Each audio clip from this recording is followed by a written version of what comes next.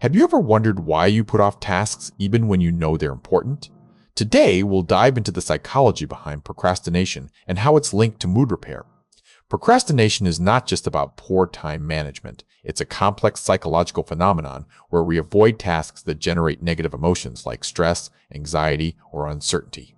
Research shows that people procrastinate on tasks they perceive as aversive. For example, public speaking can be highly stressful and thus avoided to maintain a positive mood. A temporal mood regulation perspective suggests that people procrastinate as a way of repairing their immediate mood by avoiding tasks they find unpleasant or anxiety-inducing. This avoidance behavior is often rooted in poor emotional regulation skills. When faced with a daunting task, some individuals fail to manage their negative emotions effectively, leading to procrastination.